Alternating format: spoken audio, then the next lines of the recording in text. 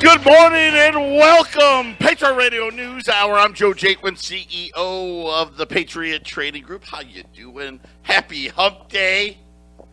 You know what? I can't call it rain because that would be an exaggeration. But there was some spitting that happened here like 30 minutes ago. It's already over. But, hey, beggars can't be choosers out there. Going to cool off today. I think it's going to be overcast all day. So that's kind of nice. Maybe get out there, get out on the golf course, hit that ball around because it's going to be, I heard, like barely over 100. So, yeah, that's a great day here in the Valley of the Sun. What else? Oh, got it really quick. Bradley Dean tickets this Sunday. Dinner with Bradley Dean starts at 5:30. Dinner's at 6.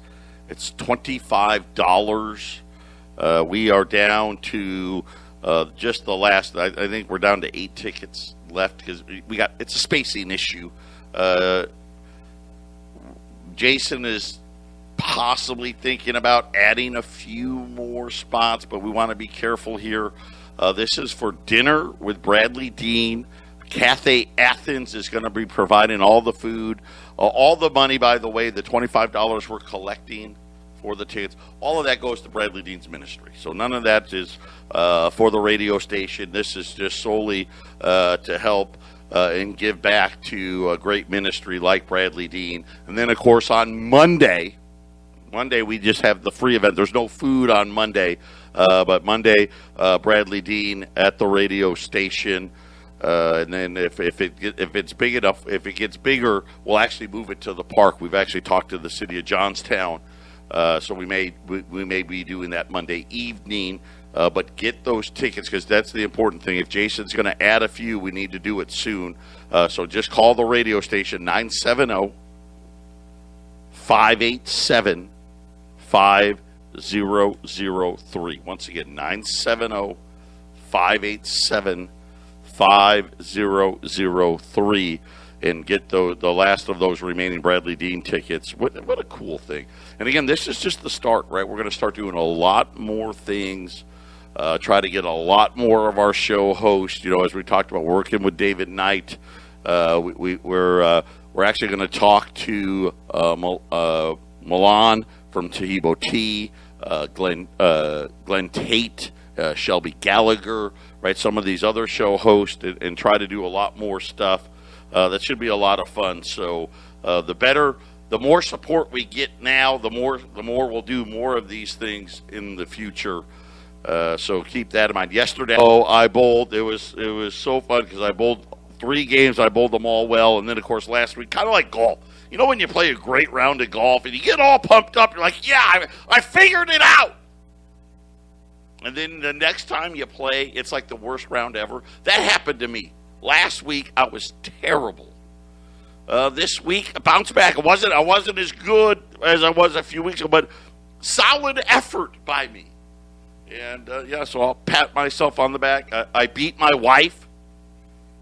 My wife has started bowling with us. I never beat her, but I have beaten her again. Now, this is the 3rd time. Even the time when I played poorly, she played poorly as well, but she admitted last night, yes, I'm a better bowler than her now. Yes. Progress, baby, progress. But again, I'm going to tell you, and I know you don't want to hear it, but it's true. CBD. It's why. Couldn't do it without it. The My Kind CBD products. Listen, it's wonderful because it's great because it's a great supporter. My Kind's the really, when you think about it, going through, they're the biggest supporter of the radio station when you buy their products from us. So that's wonderful. But it just helps you. I mean, if you're dealing with any kind, I take it because of inflammation. I've told you this, but it does so many different things. The retinol cream, I have not had one single person say anything bad about the retinol cream whatsoever. All it does is make them look younger. That's all I hear. lightens up the age spots, lightens up all the wrinkles and all of that stuff. And again, these guys, that's one of the things they spent big money going up against all the high-end retinol creams. Beat them all. The salve is great, especially when you have certain areas, like a shoulder or a knee or something to that. You know what? One of our customers used it on an injured bird. Yeah, totally, and it works. What can I tell you? If you have anxiety, trouble sleeping at night, they're wonderful products. The lotion is a great product, and especially with sunburns, apparently. Who knew, right? So check them all out. We got pet products there, all of those things. 1360 KHNC, hit the shopping cart button to get all of those things that could just help you heal without having to take, 50 Advils or be, stuck taking all these pharmaceuticals. Allow your body to heal the natural way. And here's the great part. Yes, I know it comes from the marijuana plant, right? I get there is no THC in this product. What that means, THC is the thing that gets you high. It's like if you take a drug test for marijuana, they're looking for THC. None of that is in these products. Absolutely guaranteed, nada. So you don't have to worry about that either. It won't make you high. You can take as much as you want. When we get back, we got a gold rally. What's behind it? And how many more Fed talkers are we going to get? 800-951-0592, Patriot Radio News Hour. Jay Powell yesterday, I was listening to him in front of Congress. What a waste. I wish all of these elected officials, and they can't help it. This is one of the few things that get a lot of exposure when the Fed chief is there, and they all like to grandstand. The Democrats and the Republicans. They waste 5 minutes talking about things that have nothing to do with Jay Powell. They want to make political statements, and I wish they would focus on, okay, why are we here today? Well, we're here to talk about the Federal Reserve. Okay, well, let's all comments and questions should be related to that. But, you can't stop these guys. They're all, I guess, I don't know. They all have their own little projects, and that's all they want to talk about. I mean, it was ridiculous. But, again, the questions were very poor. The answers were even worse. There was no follow-ups. Really, quite honestly, I kind of jumped on Janet Yellen when she skipped her mandatory meeting. Probably, it's a waste of time. And here's the sad part. Maxine Waters. I don't know if you remember Maxine Waters. For those of you who don't, you're going to have to Google her. This is everything that's wrong with our political system. She's a poster child for term limits. But Maxine Waters somehow got on this banking committee, doesn't know anything about it. But she's been on it for so long, you would think that she would learn things. She was going back like 10 years ago, thought our currency was still backed by gold. I can't make it up. Oh, yeah, that's what she thought.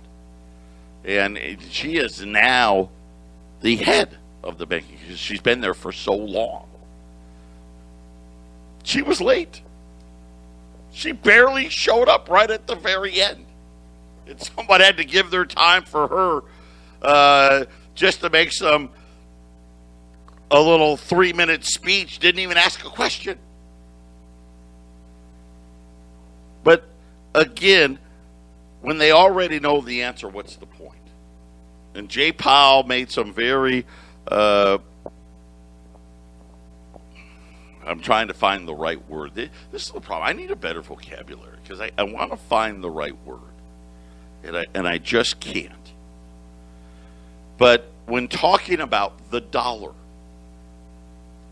does not acknowledge the fact that the dollar's role as the reserve currency is diminishing. It's still the reserve currency, sure. It's at 59%. But the arrogance, and this is the part, this is why we need to be afraid. You would hope to hear, yes, the decline in the use. And remember now, the dollar's been declining in usage.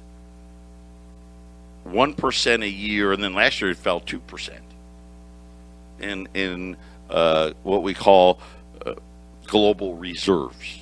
In other words, what do countries do with their money? As I told you, the Treasury Department as an example, right? They got like $600 or $700 billion. Well, it doesn't sit in a bank account. They put them into bonds, short-dated ones. But they pick the currency that they want. Now, for the longest time, 70-80% of people pick the United States Treasury markets. It's down to 59%. Down to 59%. And Jay Powell, we're the reverse. It's not even close.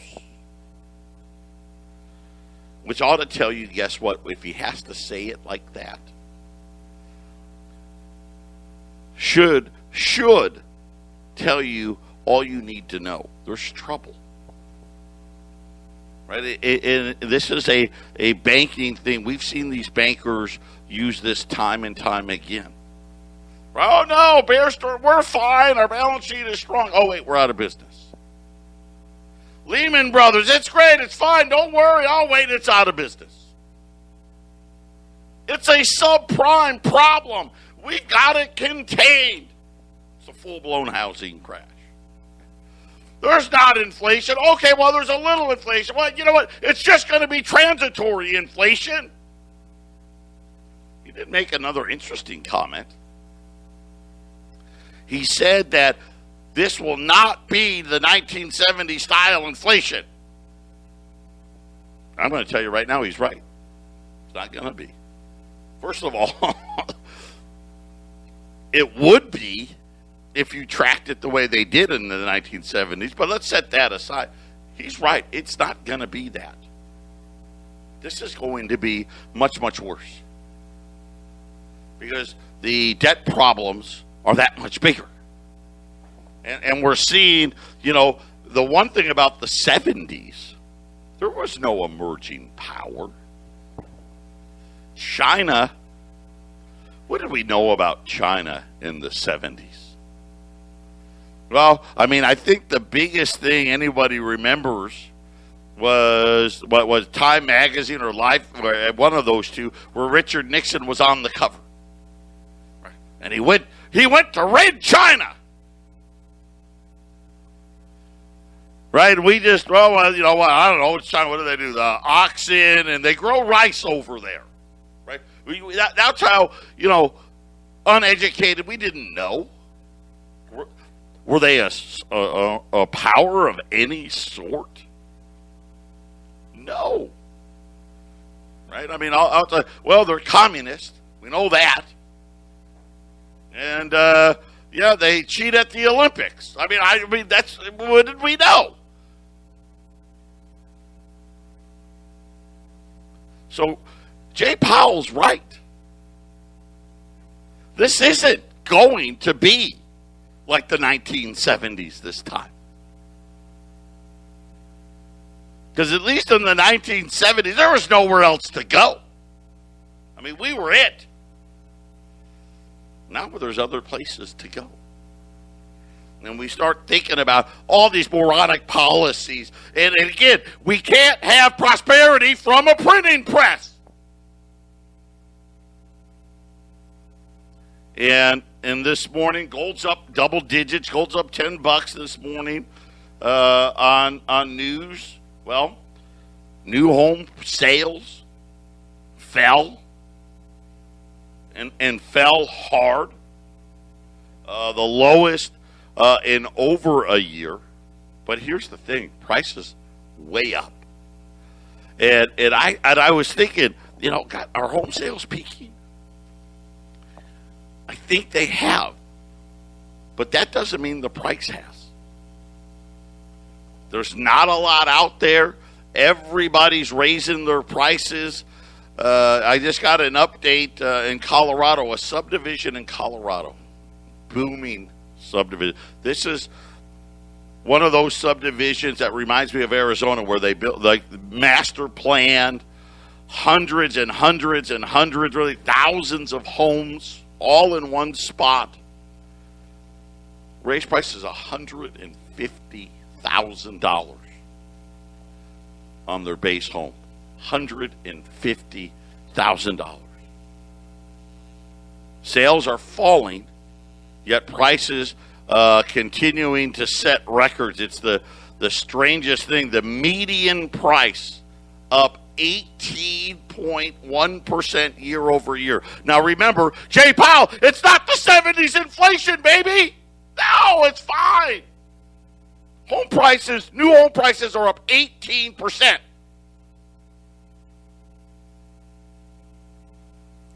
You know what he says inflation is in housing? 2. Well, let me be fair. 2.1. I don't know where they're living. By the way, 374,400. That was the median price. The average price, $430,000. It's now the average price of a new home.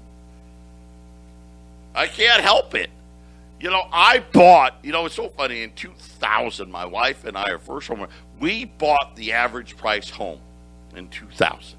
We did. It was 1,600 square feet. Well, it's a little over that, but 1,640 something. 3 bedroom, 2 bath, single story, on a postage stamp, out in the desert. Which now, like 35, 40,000 people live there. Up in Anthem for you locals. $135,000. Now that number, 21 years later, 400, really, I'm going to round up here, $431,000. Or essentially $300,000 more. And there's no inflation. Why do you think we're becoming the rental society? Did you see BlackRock bought 17,000 more rental properties? And listen, I don't want to spread misinformation. BlackRock did not buy 17,000 homes. They bought another company that already owned 17,000 rental homes. BlackRock, by far the largest landlord in the country now. And it used to be, Wall Street bought apartment buildings. That made sense, right? I mean, you build a big apartment complex, you got hundreds of units, and it's expensive. You got to buy the land, build the buildings. That seems like that would be the perfect spot. Not anymore. I mean, don't get me wrong. They still do the apartment complexes. But the amount of homes owned by bankers, and we could argue right now, couldn't we argue? Hey, maybe we should limit that. But what do you do, right? Because here's the thing. After the housing crash, who bought all these homes? Wall Street, BlackRock, right? Unfortunately, not enough of us could do it. I wish we could go back, buy them all. Of course, you got to outbid BlackRock. And here's the part that bothered me the most. Not that they own 17,000 more units. By the way, their average price they paid, I did the math on it, was a little over $350,000 for these units. these houses, 17,000 of them. They bought a company that was rent-to-own properties. In other words, hey, we know you don't quite have the money yet. Come in, we'll agree to a price. You're going to pay the rent plus a little extra, and 3 to 5 years from now, you can buy the home. Pretty cool thing, at least in my opinion. Pretty cool thing. That would make sense. Now that's a program that would make sense, right? You got to have 20% down. Who's got 20% of $430,000? How old are you? Oh yeah, I'm 28 years old. All right. Well, you want this average house? Yes, that would be great. Perfect. I just got married. We're expecting our first child. Yeah, okay, well, just write me a check for $86,000. The down payment is like 70%, 60% of the first home I ever bought. The down payment would have bought 3.5 houses in 1971. Patriot Radio News Hour. 800-951-0592, Patriot Radio News Hour. Let's just check in on the no inflation story. Just start really in 1971. That's the fairest place to start. Because the Fed took over in 1933. We're still on the gold standard here, at least here in the U.S., until they took over 1913. 1933, they took the gold from the citizenry, but not from foreigners. And then in 1971, no foreign governments could get gold for treasuries any longer, and everything went, into full wolf guarding the hen house, right? We gave the bankers full control. And here's the funny part. Not only do we give them full control, they get to determine how to track inflation. Who in their right mind would do that? Right?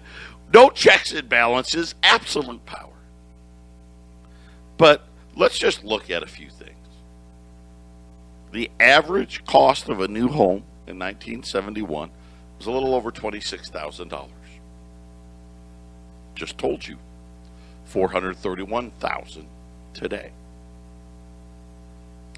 Average new car, a little over $3,000. Where are we today? I don't even know what the number is today. 40, 50, somewhere like that. Right? Let's just call it 40,000. I think the average loan on a new car now is approaching 40,000. So usually people put money down, and about 40 grand, maybe 45. What's 3? Right? And you start credit card debt. How about that? Average credit card debt in 1971. How about a big fat 0? Yeah. They barely existed. Now we've got $1 trillion of credit card debt. Right? We went from essentially 0 to $1 trillion. How about, now granted, who makes out on the credit card debt? Right? Boy, the banks, that's their favorite item, right? Not paying off your credit cards every month is just giving the banks outright ability to rob you. Why are they allowed to charge, even like, listen, I've got fantastic credit. Over 800 credit score credit. If I didn't pay off it, even all of my credit cards, they're all 0. But even for me, they want 15 or 16%, 17. I don't even know. I got to look if I didn't pay them off. And heaven forbid you missed a payment, this or that. They're whacking you 20%, 25%. Used to be 0. Of course, I told you the national debt, $400 billion. Today, the federal government's 28.5, but you got to remember, central banks got 8. So we're at 35 trillion from 400 billion. You see the patterns here? Student loan debt. Another one. By the way, that moratorium is coming to an end. Student loan debt. 1971. Didn't really exist. A little bit. You had some Pell Grants and some, some small programs. But going to Harvard was like $3,000. I'm not making that number up. Going to Harvard today is about $76,000. Right? Believe me, I know, because my youngest son is going to go play football at the University of San Diego, was being recruited by Columbia, was being recruited by Yale. There was another one, and I forget. Penn, the University of Pennsylvania. All three Ivy League schools, all the same.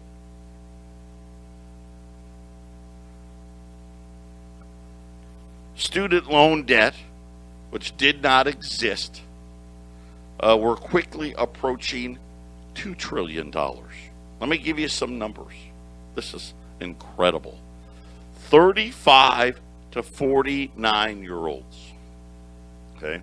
So you think about, those are really your prime years. Right? When that's when you're moving up the corporate ladder, or your small business is taking off. I mean, you're really starting to, come into your own financially.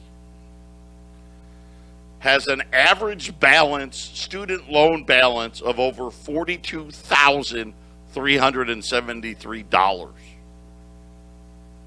So back in 1971, that kind of debt, you could have bought a house, 2 cars, and still had like $10,000. Now, that doesn't even get you enough for a down payment on your house. Again, this is debt. How about 50 to 61? They're second, $42,290. Yeah. It's only like, $80 less. They have soaked us so full of debt. And that's really, this is their economic prosperity. Is this prosperity? Is it? Taking something that never existed and adding all of this, think about student loan debt. All these people go into college. Wouldn't the college gotten cheaper? Right? I mean, a public university in the 70s, it didn't even cost you a couple $1,000s. I mean, ASU now, it's like $20,000. I mean, you got to, if you live on campus and in the dorm room and on the food program, buying your books to it, it's $20,000. And this is the problem. The problem is that the wages aren't keeping up. And like I said, I don't even think 30 is enough. If you really wanted to keep it apples to apples, what are we talking about? What do we need a minimum wage to be? $40, $50 an hour? And then he comes out and testifies in front of Congress about how there's no inflation and it's not going to be like the 70s. Dude, it's been like the 70s for decades. They've just lied about the numbers. When we get back, how's that Green New Deal working out for California? And what is it going to mean for energy prices in the future? Don't touch that. California. I would call them the leader in this new, environmental, socialistic type, utopian society, this fantasy land that they think that they live in. Think about some of the laws that they've done in California. Now, if you steal less than $950, they can't do anything. They can't arrest you or anything. Causing, I'm not making it up. And it's not maybe in all of California, but I know like San Francisco, like all these stores are just closing because all the people know, hey, I go in there, just don't steal more than $1,000. And they just watch you do it, and they can't do anything. I mean, what did they think you was going to, people need it. They shouldn't be arrested for shoplifting, a loaf of bread. Of course, most people don't shoplift a loaf of bread. They're shoplifting alcohol, drugs. But, again. Now their power grid starting to crumble. And we're seeing this in Texas. Heck, we're even seeing it here in Arizona, California especially. But this thing it's spreading everywhere, right? The wind and solar thing, that was a nice idea. And it's worth pursuing. Don't get me wrong, it's worth doing. But remember, we've made Elon Musk a billionaire for producing, a few 100,000 cars. Really? Right? All these government subsidies, let's not kid ourselves. Well, now California's got a problem. On top of the problems they already had. So many people are buying these electric vehicles that it's causing even greater problems on the power grid. Now, who has said this a million times? What do you really think is going to happen? And remember, listen, I'm just going by what General Motors and Ford and Mercedes and all the rest of them keep saying. They're going all electric, depending on the company, 2030 to 2035. Okay, so some companies, hey, we're not making anything but electric vehicles starting in 2030. And the biggest of them, 2035. We have a tiny fraction of vehicles sold in this country as electric. It is so small. In California, it's like, uh-oh. Guess what? There's this very bad pattern here. That when all these people drive home from work every day, they plug their cars in. And it's starting to cause problems with the power grid. And so now they want Californians, right, to not all plug in their cars at the same time. I'm going to tell you what's going to happen. And I mean this. You're probably going to have to be on some kind of a schedule where, okay, on Mondays, this zip code, right, or maybe even this street, you get to plug your cars in from 6 p.m. to 9 p.m. And the next street, hey, you get to go from 9 p.m. to midnight. I mean, that's what we're talking about here. It's actually incredible. And, of course, now the cost of power is skyrocketing. Texas, we already know what they're doing there, right? Going into your smart thermostats, and we're starting to raise the temperature because they don't have enough power to meet the demand. But now California is saying that they're having a hard time, right, and that they're struggling with. And again, remember, it's still a tiny fraction. The amount of money that's going to need to be spent is going to be astronomical. But listen, this is already decided. This is happening. And the Biden administration is going to be, and it's not just the Biden administration. They're giving the car companies billions of dollars to do this. Our power grids can't handle it. I mean, think about it right now. We're talking about the Hoover Dam very soon here may have to take some of their turbines offline. The Orville Dam in California, it's so low there that the whole hydro plant there may need to be shuttered. We don't have the power, and I'm sorry, the wind and the solar isn't enough to make this work. On top of that, I just want you to think about this. The great thing about the electric car, and especially when they're all making them, right, they're not going to make any parts for the old cars anymore. And eventually what's going to happen, you're just going to have to get rid of them, which means even more people plugging in. Can't even get parts to fix them. Then you got to remember, too, gasoline.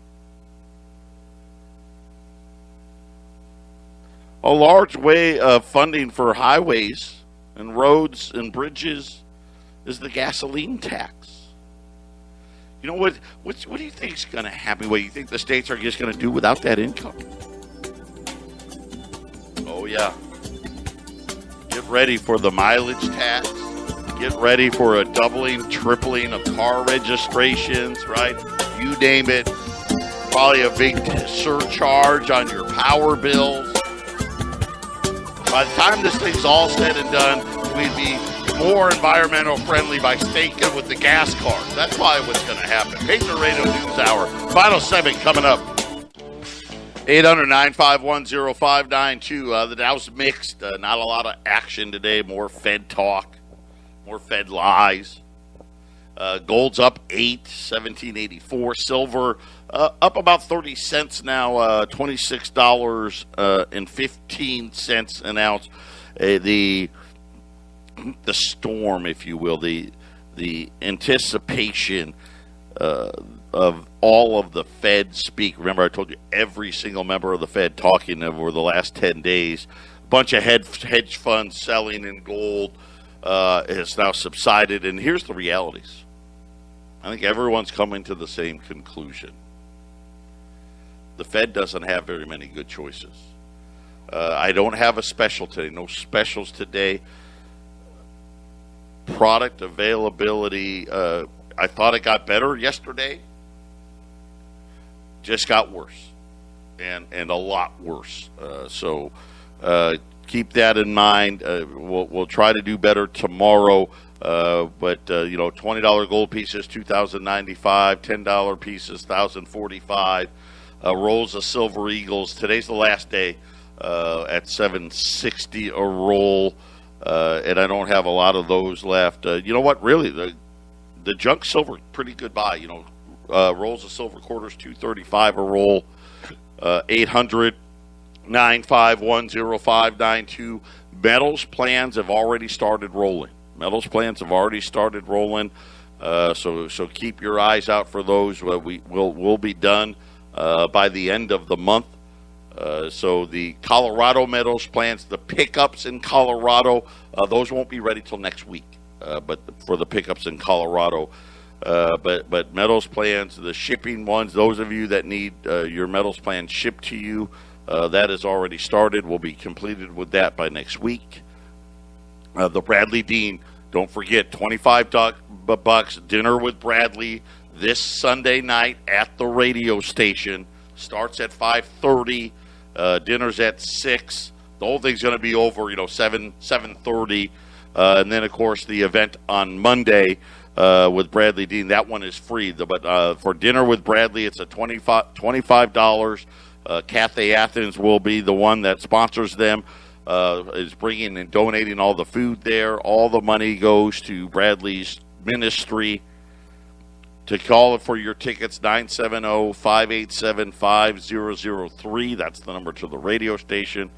You want to get some gold or silver, or maybe you just want tickets and can't remember the radio station's number, you can always call down here at Patriot, 800-951-0592. And we'll try it again tomorrow. We'll see what's happening. But there is right now availability in both gold and silver. has now become extremely limited. Who's buying it? We know. We know who's buying it, and the problem is nobody is selling it. I think that's really the biggest thing. And when we look at these paper markets, once again, devoid of reality because the Fed allows them to be. Right? The Fed allows them to be. Every metrics we use for stocks and housing and bonds say it's a bubble, it's a bubble, it's a bubble. The Fed, oh no, well, it's not. It's a little elevated, but it's okay, and transitory. Tough day. You know what? I'm a gold dealer, and I'm telling you, I don't have any gold. Nature Radio News is out. God bless everybody, man. We'll be back.